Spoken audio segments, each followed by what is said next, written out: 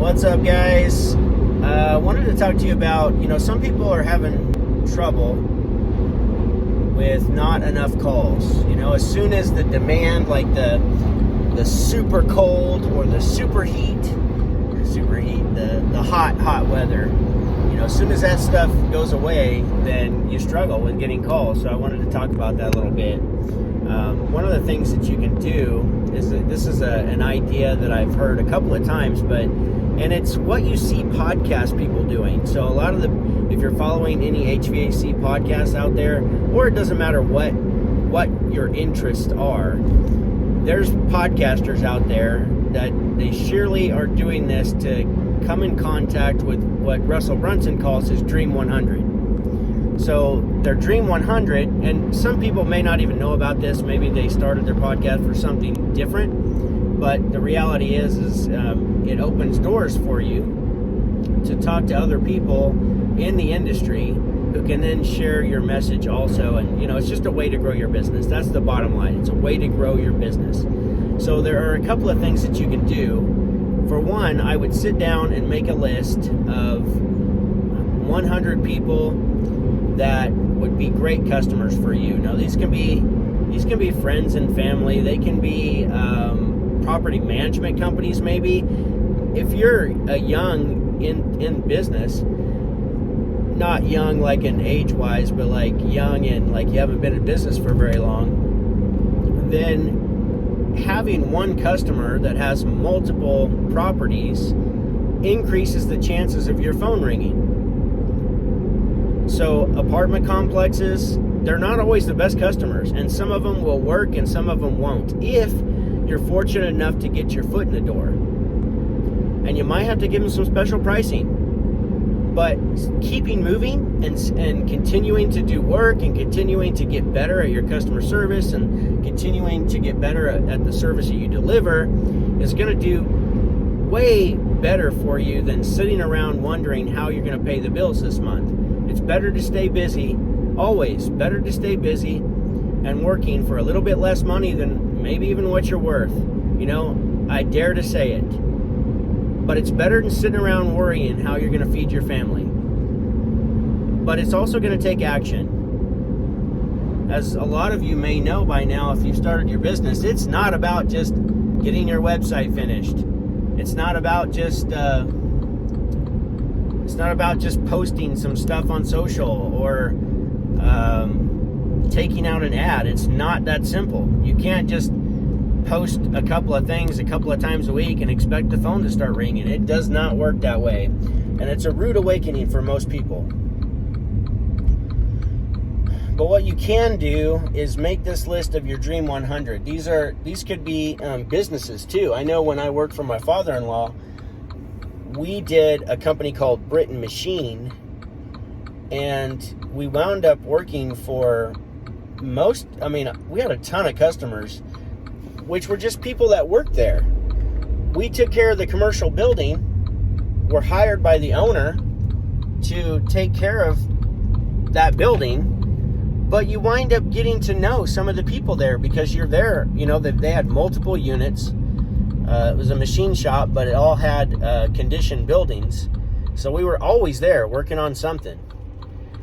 And as a result of that, we were able to meet a lot of people who also worked there. And they became our customers. So sit down, make a list of some businesses that you can contact to go do business for. Make a list of the people, like the contacts in your phone. Create an offer of some kind and get to work. Go visit those people. Get to calling them. Get to get their email. Start emailing them. You have to put in the work. You have to take action. That is the bottom line. If you want to increase your business, you have to take action. And although taking action in the form of calling a marketing company and having them build a website for you, I'm not saying that's no action, but it's not enough action to. It's not always enough action to make your phones ring and actually have a bunch more business. So if you want to get more business, get busy. throw your fears sweep them under the rug. Get busy, get motivated, and go make it happen. Go knock on doors, go walk in to all commercial businesses. Whatever it takes. You have to have this whatever it takes mentality if you're going to make it.